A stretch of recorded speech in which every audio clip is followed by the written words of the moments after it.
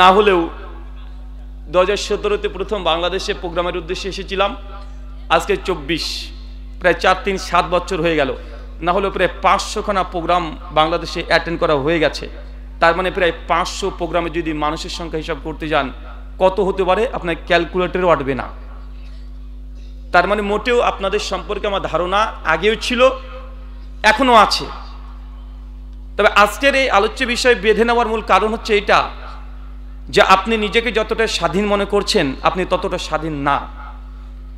যতটা মনে করছেন যে আপনি বিজয় লাভ করেছেন ততটা বিজয় এখনো কিছুই আসেনি।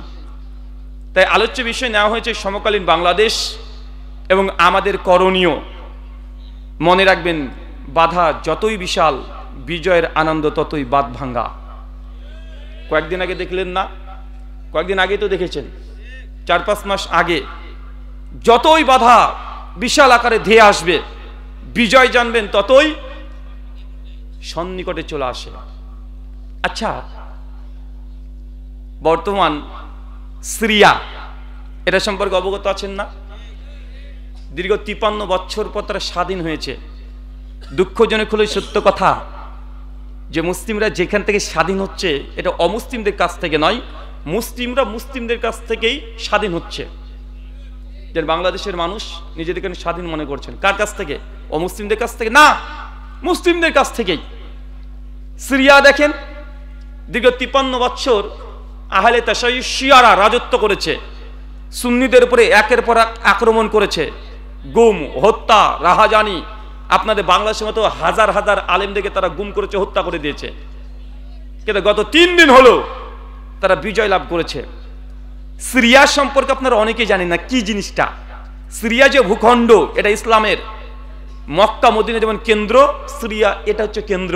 নবী ঈসা আলাইহিস সালাম যখন আসবেন দ্বিতীয়বার গোটা বিশ্ব জগতে ইসলামিক খিলাফত প্রতিষ্ঠা করতে, কোথায় আসবে? মক্কাতে না, মদিনায় না, কোথায়? সিরিয়াতে আসবে। ইসলামের ইতিহাসে সবচেয়ে বড় বড় যা দেখবেন, শাইখুল ইসলাম ইমাম ইবনে তাইমিয়া রাহিমাহুল্লাহ সিরিয়ার জেলখানাতে দীর্ঘ 30টা বছর অতিবাহিত করে দিয়েছে।